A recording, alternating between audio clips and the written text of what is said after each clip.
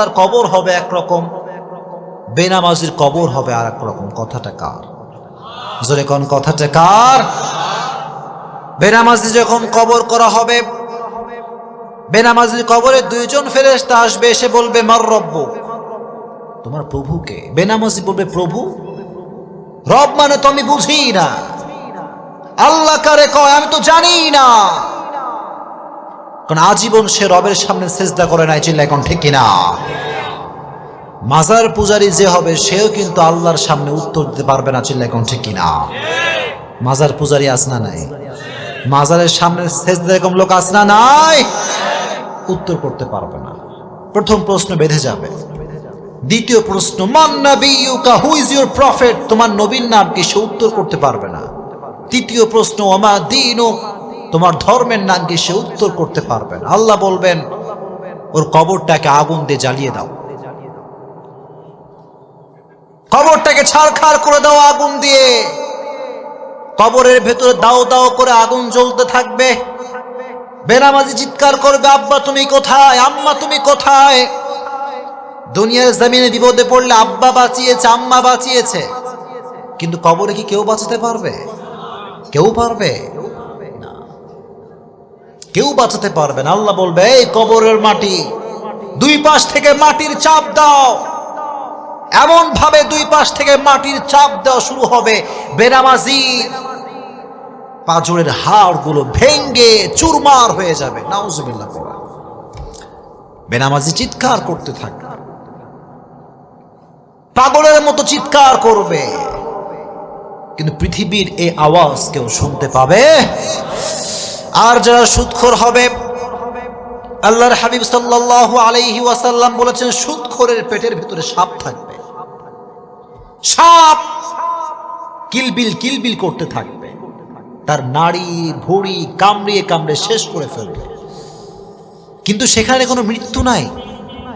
মানুষ যন্ত্রণা পেতে পেতে মৃত্যুর কাছে যাবে, আবার আল্লাহ রাব্বুল আলামিন জীবিত করে দিবেন, আবার মরার কাছে যাবে, আবার আল্লাহ জীবিত করে দিবেন। এভাবে কিয়ামত পর্যন্ত আপনাকে শাস্তি দিবে একজন, তিনি কে? রব তুমি আমাদের সবাইকে এই সমস্ত আযাব থেকে বাঁচায় দিও, পড়না আমিন। আর যারা দুনিয়ার বুকে অশ্লীল ভিডিও দেখেছে, পর্নোগ্রাফি দেখেছে, ব্লু ফিল্ম দেখেছে, মুভি দেখেছে, তাদের চোখের ভেতরে খুন্তি ঢুকিয়ে দেওয়া হবে, চোখের ভেতরে গরম লোহা ঢুকিয়ে দেওয়া হবে। নাউজুবিল্লাহ পড়ায়। এই চোখ দিয়ে বাজে কাজ দেখেছো, হারাম কাজ দেখেছো। আল্লাহ যুব সমাজকে অশ্লীল ভিডিওর থেকে বাঁচায় দিক, পড়না আমি। যুবক, পর্নোগ্রাফি দেখে নিজের জীবন নষ্ট করে দিও না। যেই যুবক, যেই মুরব্বী, যেই বোন, যেই মা মোবাইলের ভিতরে অশ্লীল ভিডিও দেখবে, তার ইমানের তাপমাত্রা কমে যাবে। সে নামাজে কোনো শান্তি পাবে না, রোজা রেখে কোনো শান্তি সে পাবে না। আল্লাহ কসম করে বলছি, নামাজ পড়ে সে কোনো শান্তি পাবে না। চিল্লায় কোন ঠিক কিনা? কোনো শান্তি নাই। It will damage your soul, damage your soul. আত্মাকে নষ্ট করে ফেলে এটা।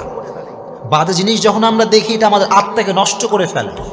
ইবাদতের যেই মজা, যে স্বাদ, এটা আমরা হারিয়ে ফেলি। এজন্য আজ থেকে কোনো বাজে ভিডিও আপনারা দেখবেন, যখন দেখবেন। এখন কথা হচ্ছে একটা বিষয় বলে দেই, অনেক সময় আচ্ছা স্মার্টফোন আছে কার কার? দেখি হাত তুলেন তো। স্মার্টফোন আছে কার কার? অ্যান্ড্রয়েড ফোন আছে কার কার? সবার আছে এখানে অ্যান্ড্রয়েড ফোন? আচ্ছা মাশাআল্লাহ, হাত নামান। একটা বিষয় বলে দেই, মাঝে মাঝে দেখবেন অ্যান্ড্রয়েড ফোন খোলার সঙ্গে সঙ্গে বাজে ভিডিও অটোমেটিক চলে আসে। এরকম হয় কি হয় না? হয় কি হয় না? আমাকে অনেক মুরব্বী, অনেক যুবক বলে হুজুর আমার তো কোনো বাজে নিয়ত নেই, আমার মোবাইল অটোমেটিক চলে আসে, এটা আমি কি করতে পারি? আমি বলবো ভাই, নিয়ত দেখে একজন। জোরে কোন কে? দিলে তোমার কি নিয়ত আছে কেউ খবর রাখে না, রাখে একজন, তিনি কে? যখনই বাজে ভিডিও শো করবে চোখের সামনে, স্ক্রল করবেন, বাজে ভিডিও আসার সঙ্গে সঙ্গে এটা কখনো ওপেন করা যাবে? যদি কখনো ওপেন করা যাবে? যদি ওপেন না করেন তাহলে আপনার আমলনামার থেকে সব গুনাহকে কেটে দিবে একজন, তিনি কে? আর যদি ওপেন করে ফেলো যুবক, আমার থেকে তুমি লিখে নিয়ে যাও with full guarantee. Full guarantee বলছি, তুমি তোমার চোখকে বাজে জিনিস দেখার থেকে বাঁচাতে পারবা না, চিল্লায় কও ঠিক কিনা? আজ থেকে কোনো বাজে ভিডিও যুবকরা দেখবা, জোরে কও দেখবা, আল্লাহ সমস্ত যুবককে বাজে ভিডিওর থেকে বাঁচাই দিক, পড় না আমিন। এটা বেনামাজির কবর। এবার নামাজির কবর কেমন হবে, মুত্তাকি বান্দার কবর কেমন হবে, এটা আপনারা সবাই শুনবেন ইনশাআল্লাহ। আপনাকে বিরক্ত হয়ে গেছেন নাকি প্রিয় ভাইরা? সবাই একটা তাকবীর দেন দেখি, লিল্লাহি তাকবীর। এত আস্তে আমি লিল্লাহি তাকবীর বলবো, আপনারা আল্লাহু আকবার পড়বেন, লিল্লাহি তাকবীর।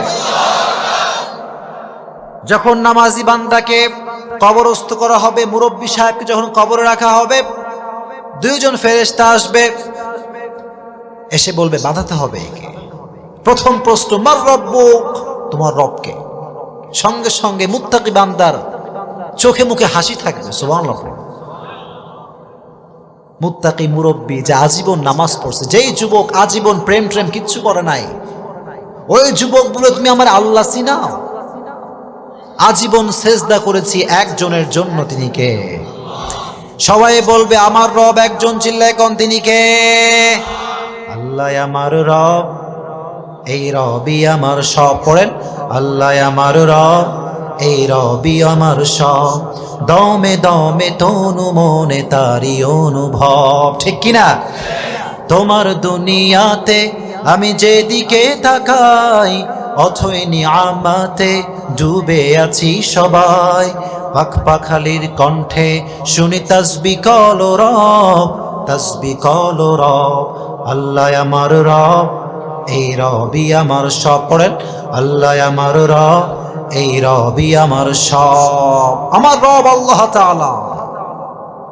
এক নম্বর প্রশ্ন শেষ। ফেরেশতারা অবাক হয়ে যাবে যে কে এটা, মান হুয়া, হু ইজ হি, কে এটা? প্রথম প্রশ্ন করার সঙ্গে সঙ্গে উত্তর দিয়ে দিল কে? মুরব্বী, এই যুবকটা কে? আবার প্রশ্ন করো, মান নাবিয়ুকা, তোমার নবীকে একজন ব্যক্তিকে সামনে দাঁড় করানো হবে, বলা হবে আতারিফু হাযার রাজুল, do you know this person, who is he, তুমি কি জানো ইনি কে? সবাই বলবে যারা মুত্তাকি, নামাজি, মুরব্বী, পর্দাশীল মা বোন, সে বলবে উনি হচ্ছেন আমাদের প্রিয় নবী, বিশ্ব নবী মুহাম্মদ সাল্লাল্লাহু। এত আস্তে বললে যখন সাল্লাল্লাহু আলাইহি ওয়াসাল্লাম। তবে এই উত্তর সবাই করতে পারবে না,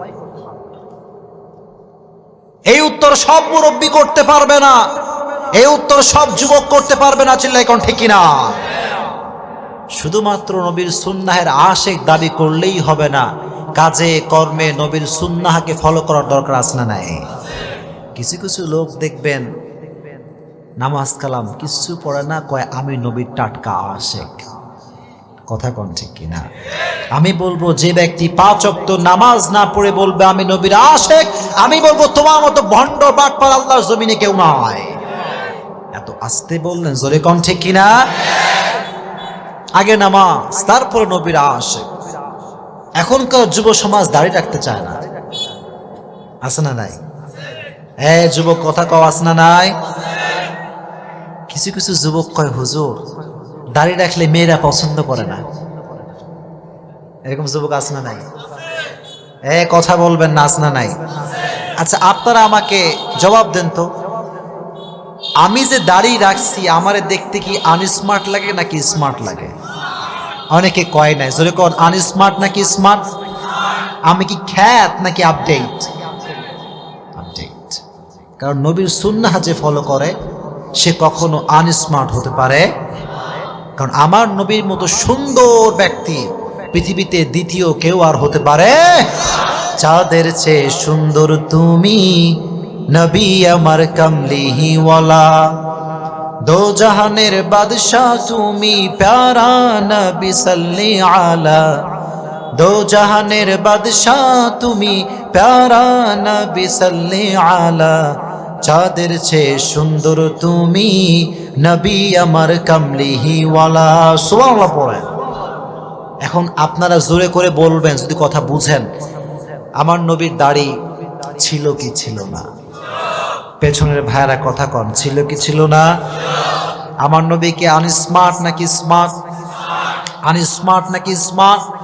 He was the most smart personality in the world as a father, as a teacher, as a lawyer, as a commander, as a husband, as a last messenger. Muhammad is the superman of the world. Subhanallah. বাবা হিসেবে, নেতা হিসেবে, সমাজ সংস্কারক হিসেবে গোটা বিশ্বের জন্য আমার নবীকে সুপারম্যান করে পাঠিয়েছে একজন, তিনি কে? He was the superman. এজন্য যুবক, তুমি অলওয়েজ মনে রাখবা, দাড়ি রেখে তোমাকে যদি কোনো মেয়ে পছন্দ না করে, আমি বলবো যুবক, ওই মেয়ে তোমার বউ হওয়ার যোগ্যতা রাখে না। দাড়ি রেখে তোমাকে যেই মেয়ে পছন্দ করতে চায় না, আল্লাহ কসম ওই মেয়ে তোমার পরিবারের সদস্য হওয়ার যোগ্যতা রাখে না। 100% ট্রু। এজন্য সেই মেয়েকে বিয়ে করবা যেই মেয়ে ইসলামকে ভালোবাসে। পারবা তো ইনশাআল্লাহ? যুবকরা জোরে কয় ইনশাআল্লাহ। আর যুবকদেরকে আমি বলি, যুবক, দাড়ি রাখবা, একটা উপকার তুমি পাবা, দাড়ি রাখার পরে কে আপন কে পর তুমি একদিনে সব বুঝে যাবে। এটা সত্য কথা। আর দাড়ি রেখে তোমাকে সেই মেয়েই পছন্দ করবে যেই মেয়ে প্রকৃতপক্ষের দিনদার। আর দাড়ি রাখলে তোমার থেকে সেই মেয়ে দূরে যাবে যে ইসলামকে ভালোবাসে না। চিল্লাই কও ঠিক কিনা? যুবকরা সবাই দাড়ি রাখবা তো ইনশাআল্লাহ? রেজ ইউর হ্যান্ড, বলো হুজুর আজ থেকে আমি দাড়ি আর কাটবো না। এই যে হাত সবাই নাড়বে না, দাড়ি আর কাটবো না। আল্লাহ সবাইকে তৌফিক দান করুক, পড়ো না আমিন। দাড়ি রাখলে কেউ আনস্মার্ট হতে পারে না, এটা কি তোমরা বিশ্বাস করো?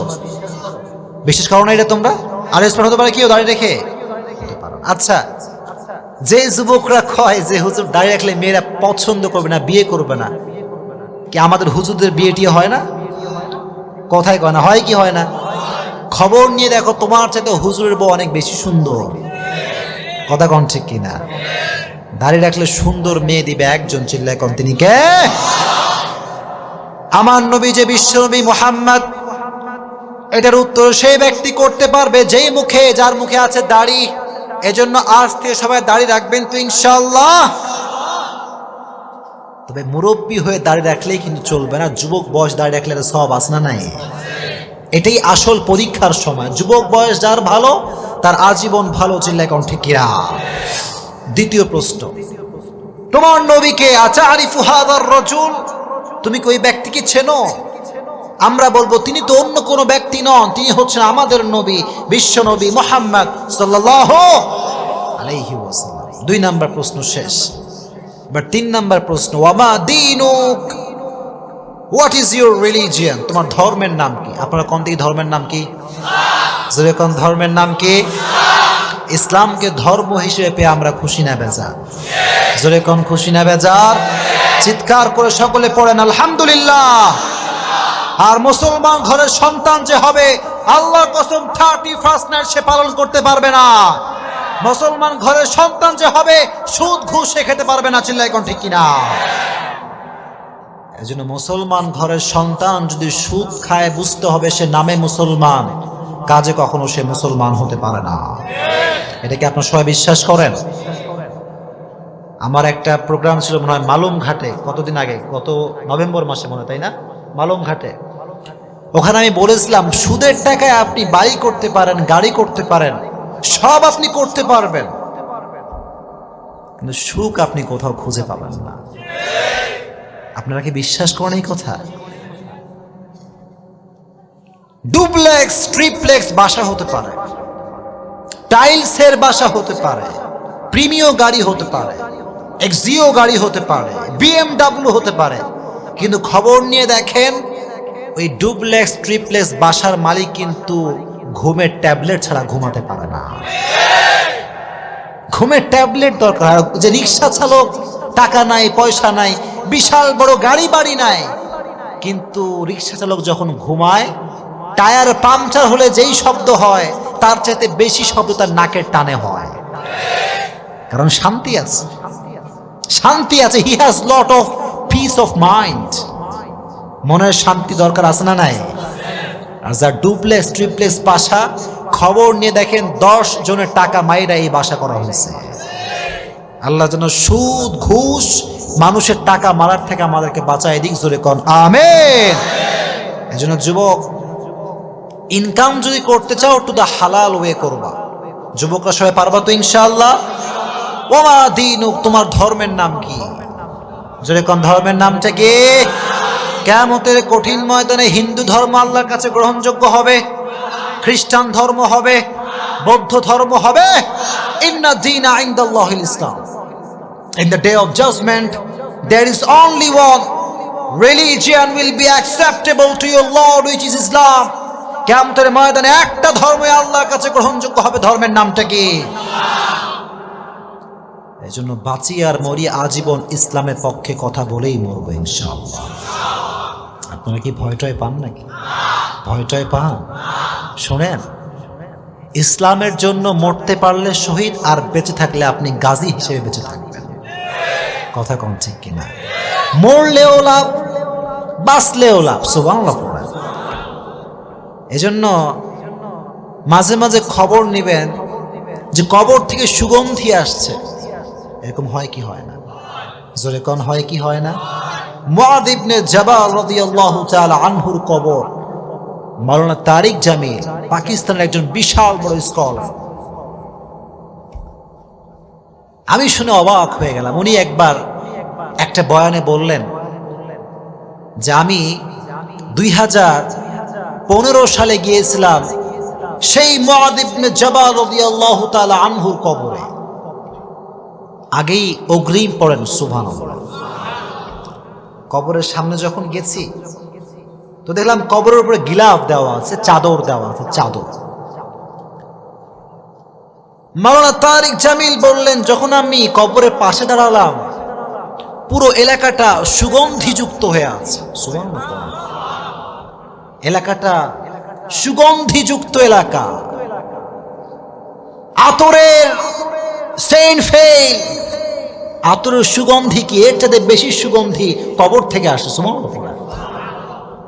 যেহেতু পাকিস্তানের মানুষ, উনি বললেন কিয়া ইয়ে চাদর সে আ রাহা হ্যায়, এটা কি চাদর থেকে আসছে? এলাকার সমস্ত মানুষ বললেন, হুজুর যতদিন থেকে আমরা এলাকায় আছি ততদিন পর্যন্ত আমরা প্রত্যেকটা দিন এই কবর থেকে সুঘ্রাণ পাই। সুবহানাল্লাহ।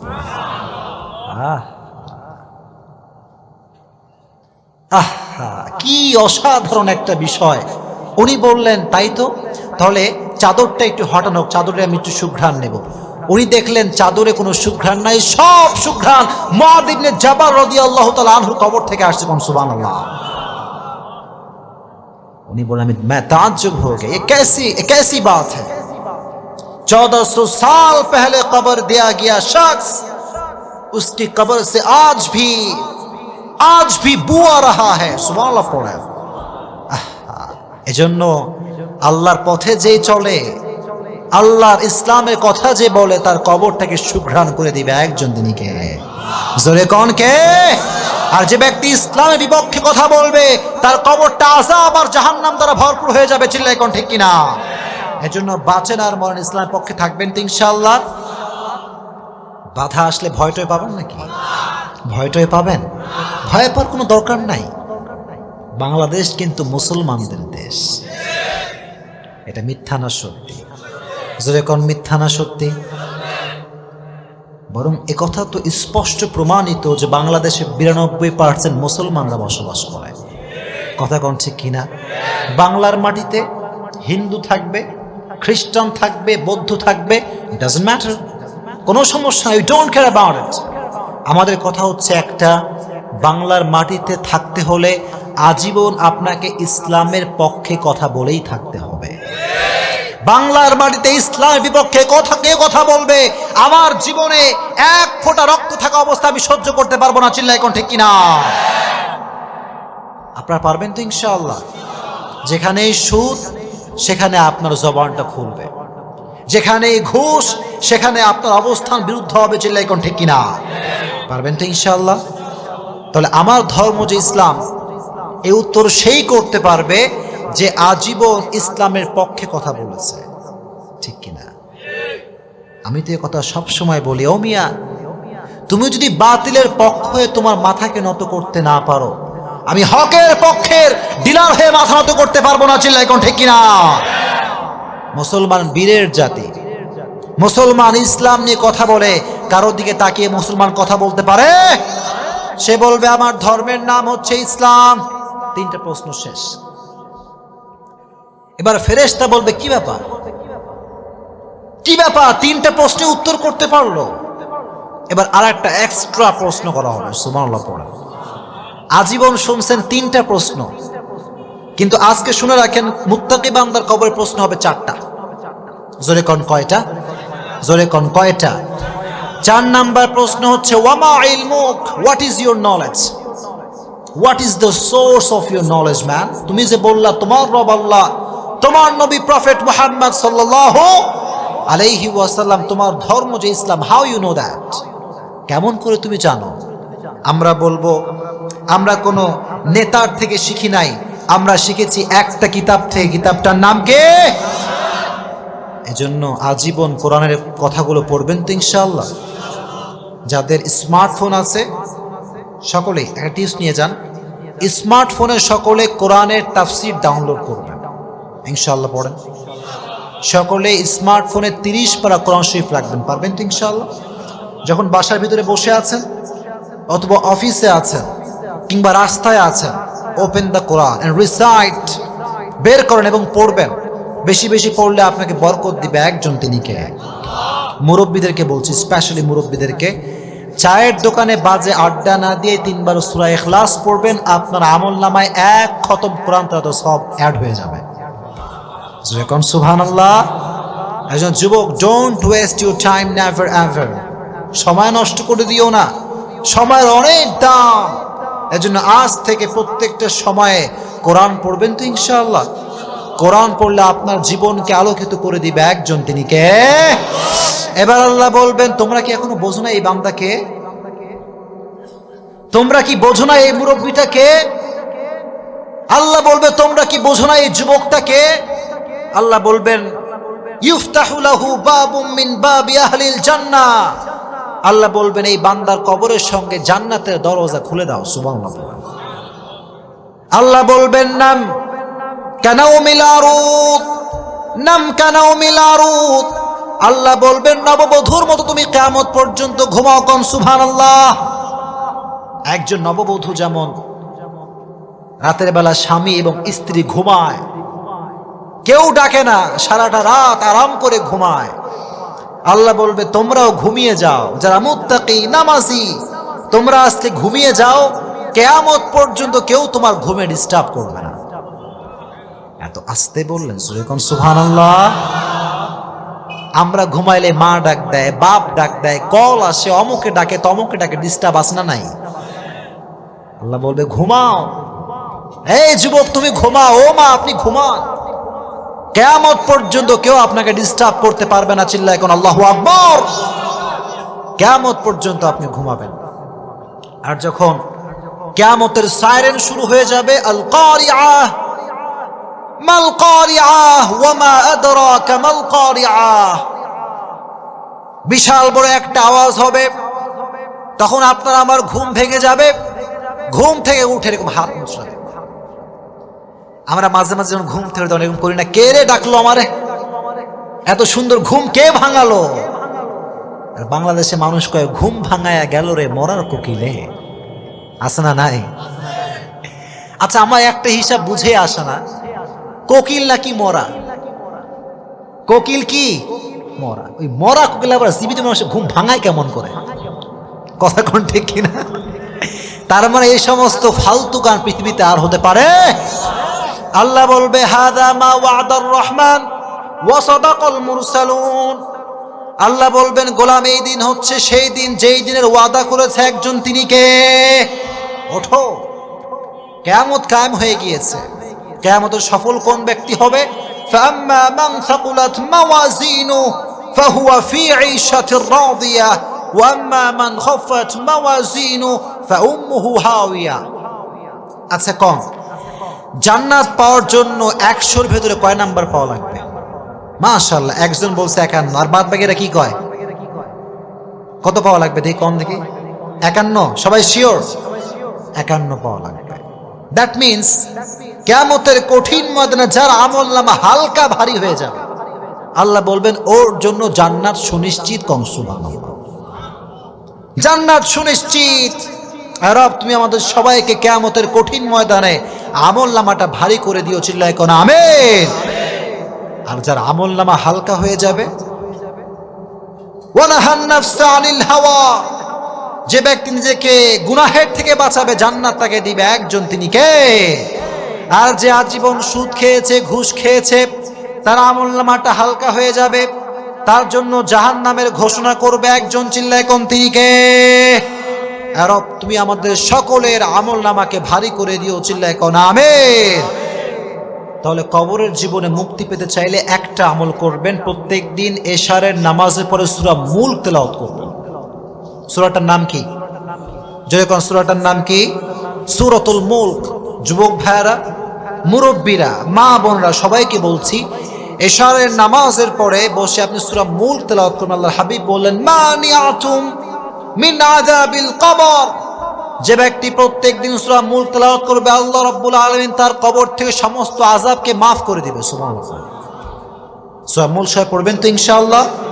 আল্লাহ সবাইকে কবরের